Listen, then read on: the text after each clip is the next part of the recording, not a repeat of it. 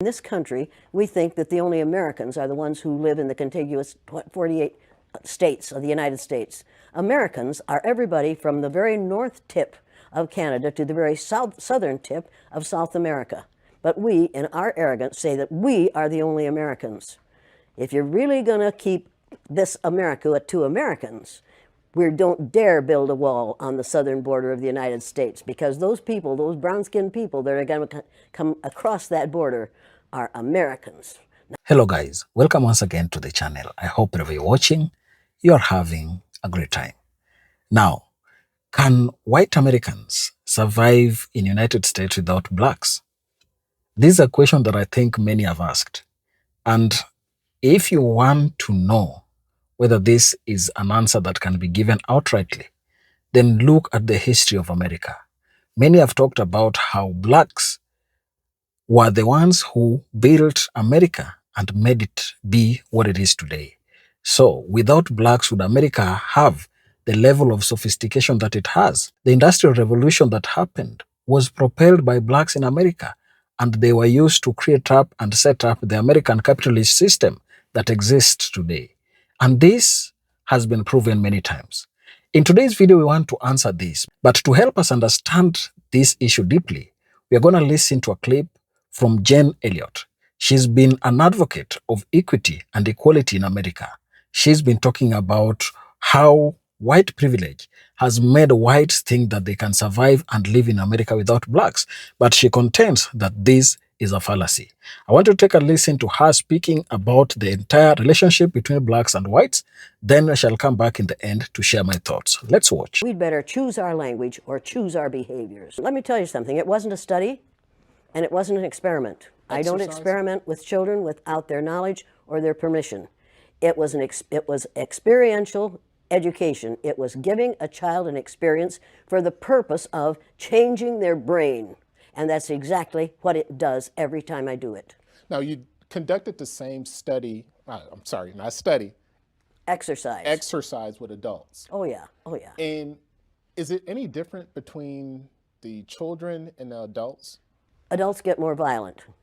I've been hit several times by white males, angry white males. I've had a knife pulled on me. They ran me out of Uniontown, Pennsylvania at midnight one night. 3 carloads of blacks did, to get me out of town, because the teachers that I put through the exercise in a very limited way were so angry that they called the superintendent in the afternoon and said, if you don't get that bitch out of town, we're going to kill her. So they got me out of town. First time I've been scared. And the last time I've been scared. Because I found out that day that they could kill me, but they couldn't kill the idea. Victor Hugo said, no force on earth can stop an idea whose time has come. The idea of one race, the human race, is an idea whose time has come.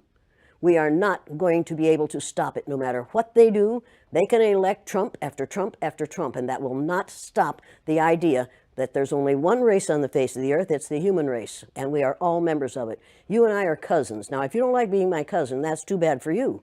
But we are all in the same family. We are members of the family of man.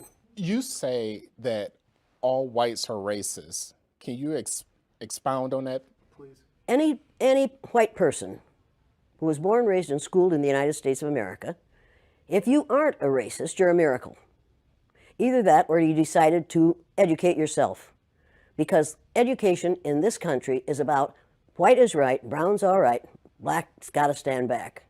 Yellow's mellow, but whites, we educate in a way that says that white males have done all the adventures, have made all the adventures, have done all the discovering, have made everything that is good and has been accomplished according to social studies, which is actually anti-social studies, by white males. It's a lie. But we do that in order to maintain the myth of white superiority. The myth of race has to be maintained at all costs in this country. Because if white people have to give up the color of their skin as being something that makes them perfect, what do they have left? If we start teaching the truth about history, if we start teaching about Nile Valley contributions to civilization, it will totally change the way we conduct ourselves in the classroom. It will have to. Columbus didn't discover America. You can't discover a place where people are already living. But we celebrate that every October. It's a lie. We need to get over, we need to stop telling the myths and start telling the truth. So when you tell people that they're racist, And it must have some kind of effect, because most people will say, I'm not racist. I'm not a racist. Why, some of my best friends are black. Right. Yeah, and then you say, name one. Or this one, I don't see color. And when some woman says to me, I don't see color, I say, I knew that. If you saw color, you wouldn't dye your hair that way. Or I say, if you saw color, you wouldn't wear that shirt with those pants. I believe that you don't see color. It's an attempt to deny skin color. And it's an attempt to deny what's wrong with seeing the color of my skin. Is it all right for you to see me kind of pink? That's okay for me. I don't mind. And I suspect that you don't mind being seen the color you are. You have a right to be what you are. And until people in this country and people in this world get it into their heads that the first modern human beings that evolved on this earth were black women. They evolved in sub-Saharan Africa about 280,000 years ago, and every human being on the face of the earth today has the memory of those black women's genetic structure in their genes. Now, we don't want to admit that, but that's the way it is. And as people moved farther and farther from the equator, their bodies produced less and less melanin, so their hair, their skin, and their eyes got lighter. As they moved into the east, they ate a lot of fish and a lot of vegetables, so their skin took on a different tone. I found that out when I was raising little kids. My husband worked in a supermarket. He was the head of the produce department, and they had lots of oranges that they couldn't sell, so he'd bring them home, and I was feeding my kids orange juice like you never saw in your life. They began to have an orange cast to their skin. I thought they had a liver problem. So I took him to the doctor, and she said, what are you feeding these kids? I said, well, lots of orange juice. She said, stop it if you want them to stop being orange. Now, if you think that skin color isn't anything other than the body's natural reaction to the natural environment, get over it. So if all white people are racist, according to you, can they be reprogrammed? Well, of course they can. Of course they can. Of How? course they can be. It's called education. I'm an educator. The word educator comes from the root duc dus, which means lead, the prefix e, which means out, the suffix ate, which means the act of, and the suffix or, which means one who does. An educator is one who is engaged in the act of leading people out of ignorance. Now, I know you can change them. The second year I did the blue-eyed, brown-eyed exercise in my classroom, it was filmed by the Canadian Broadcasting Corporation. They gave me a copy of that film. I showed it to my father. My father was about 59 years old at the time. He's been a farmer all his life. He raised six kids, lost one, raised six. Watch that film as a 59-year-old man. When it was over, he stood up, and with tears in his eyes, he took his red handkerchief out of the back pocket of his overalls, his bib overalls, and said, I wish somebody had taught me that when I was 9 years old. Nobody had dare say to me, this doesn't work, this is too harsh, this isn't necessary, you can't teach an old dog new tricks, because they're wrong. You can teach an old dog new tricks. You can teach people to give up the myth of racism. Somebody taught the Greeks to give up the myth that the sun was a god in a golden chariot that went across the sky every morning.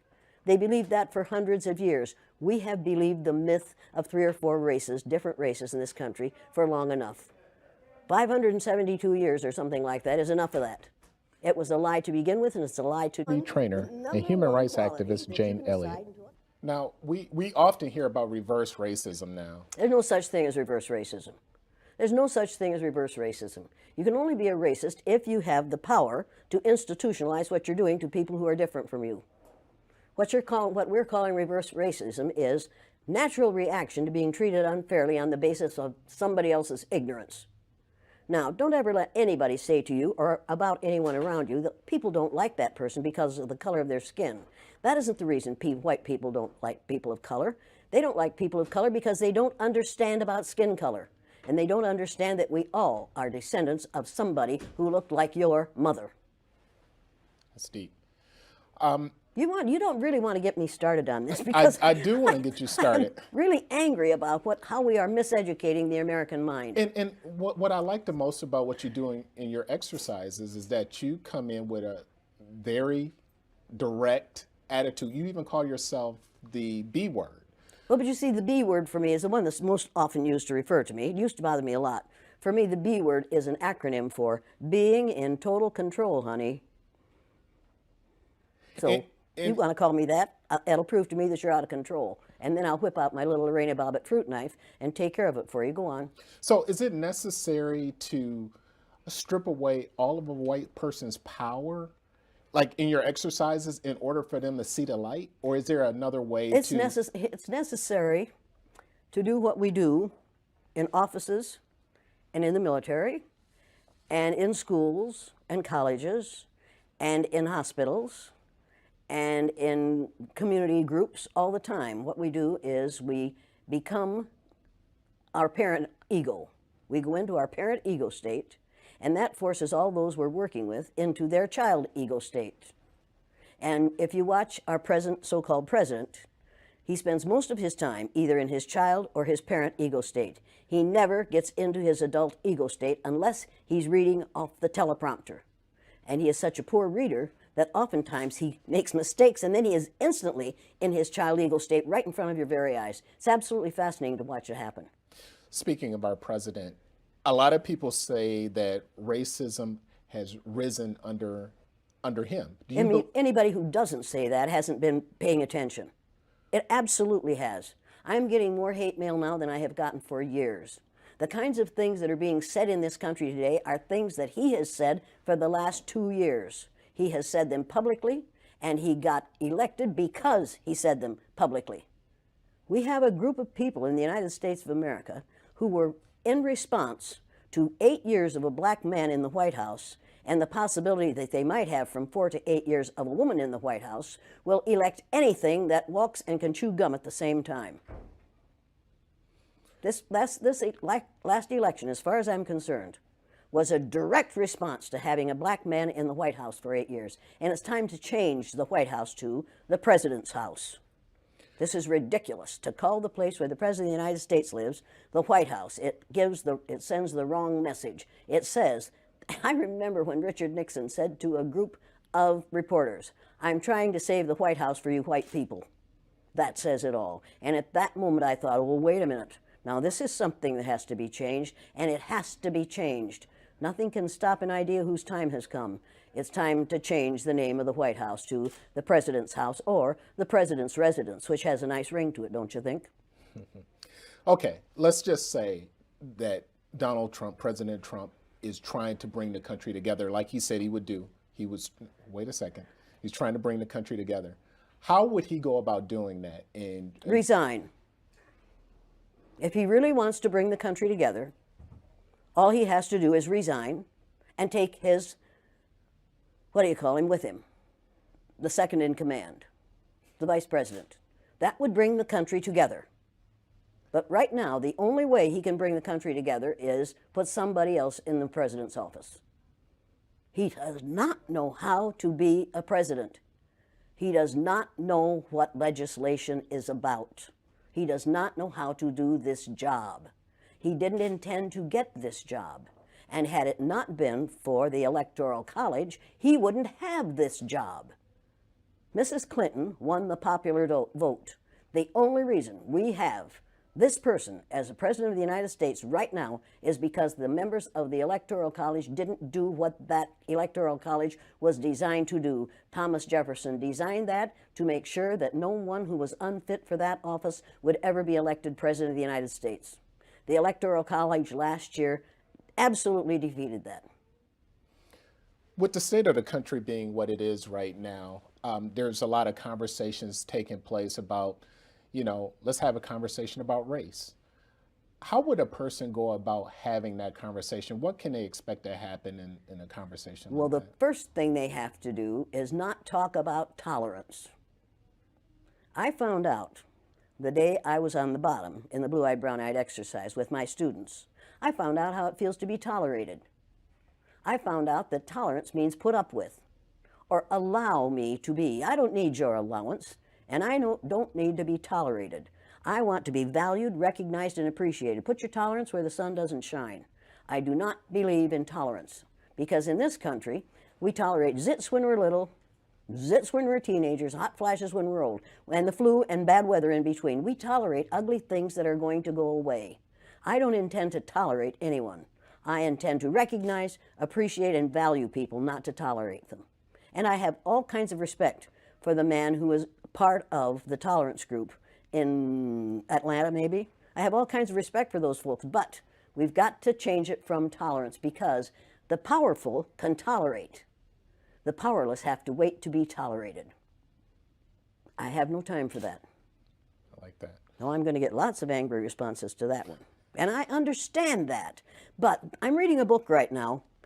Everybody needs to read this book. It's called, everybody has to read this. Everybody that's watching this has to read this book on tyranny. I mean, we could take a whole lot of fun out of you boys' lives. Right. A lot of people don't understand the trauma associated with race and racism. Can you talk a little bit about the trauma associated with? The trauma associated with it, one of the main traumas is it tells white people that they are superior because of the lack of melanin in their skin. And then they find out suddenly that we've got a black president. That's traumatic. That's where the trauma is. Living a lie, finding out the truth is traumatic. Finding out now, recently, that within 30 years, white people will be in the numerical minority in this country is going to be traumatic. And that's the reason we have to solve this problem, and we have to solve it now. I will ask folks tonight, how many of you black folks want to get even with all white people? And that's what white people are quite certain blacks are going to want to do, is get even with all white people. And nobody will raise their hand. And then I'll say, how many of you want to get even with one or two? Every hand will go up, and you know why, and so do I. White people are scared to death right now, particularly white males. They're scared to death that they are going to lose their power in the future. And they are. But if you want to get ready for the future, if you want to be treated well in the future, treat others well in the present. What we do in the present constructs the future. What we have done in the past, we can learn from that. And we'd better learn from that. Those who forget the mistakes of the past are doomed to repeat them. And when you read this book, you'll realize that that's exactly what we're doing. We're repeating the mistakes that we have made in the past because we aren't teaching about these mistakes in the present. We are not teaching history that is true. We aren't teaching social studies that is true. We aren't even teaching true geography, for God's sake. Have you seen the Mercator map recently? Have you seen that great big Greenland hanging down in the middle of that map like a ripe plum? And have you seen the legend at the bottom that says, South America is actually 9 times larger than Greenland? Were you aware of that? Most of those watching this program are not aware of that. You mentioned the wall several times. At first we heard several things about the wall. First, Mexico was going to pay for the wall, and yeah, but you need to know that 70% of what Mr. Number 44 and a half said during that campaign wasn't true. And the wall business wasn't true either. If his mouth is moving, his lips are moving, he's probably lying. You know that as well as I do. He doesn't intend to build a wall. We can't afford to build that wall. We have no business building that wall. We would be keeping Americans out of America. What's your question? The question on the wall is, when you talk to people about the wall, certain people about the wall, there's certain people for it, certain people against it. The people who are for it, what's their mindset? They're scared. They're afraid those immigrants are going to come over here and take their jobs. Let me tell you something. You can build a wall 50 feet tall, and smart Hispanics, Latinos, smart Ecuadorians, smart others are going to tunnel under that wall and come up in their friend's house on the other side. You can build walls until hell freezes over. You will not keep that immigration from happening, and you better hope we don't keep that immigration from happening. We need those people. Do you know what will happen to the economy of this country if we take all the people who are brown-skinned immigrants out of this country, if we send them back? Do you know what will happen to our economy? Do you know what will happen to farming in California? Do you know what will happen to the price of your fruit? Do you know how hard it will be to get a good avocado? Do you have any idea what will happen to this country's economy if all those brown-skinned people go back to Mexico? I don't think we do. I don't think people have thought about that because they are being taught not to think. They are using a language. Right now, we are using a language that includes words like extremism and ugly language about people who are different from ourselves. People are listening to those words. They aren't listening to the philosophy behind them. They aren't listening to core principles which this person has none of. Now, just couple more questions. When we hear, when I hear people say that they're not racist and things like that, and we talk about building racial harmony in this country, I don't think I'll see it in my lifetime. Can you predict in the near future or far future when we will ever have racial harmony Oh in this yeah, country? in 30 years, white people will have found out that they have no choice but to get along. What a great interview by Jen Elliot. She's been very candid and very open about the challenges that blacks have been subjected to in America. And one thing she believes in is that blacks must not be treated any differently from their white counterparts, because if you look at those who have had a higher stake in creating the America that we have today, blacks have been at the center of its labor and workforce that has created American industries and made it be the great country that everybody is proud about. So Jen Elliott's anti-racism teachings, rooted in her 1968 Blue Eye, Brown Eye exercise, consistently expose how white Americans have perpetuated a system of privilege built on the exploitation of black labor and resilience. She argues that this dependency isn't accidental, but foundational, forcing white people to confront their unearned advantages. From the transatlantic slave trade onwards, black Americans provided the unpaid toil that generated immense wealth for white society, constructing economies, infrastructure, and cultural foundations without which the US couldn't have industrialized or expanded. Elliot emphasizes that ignoring this erases the debt owed to black survival amid brutality.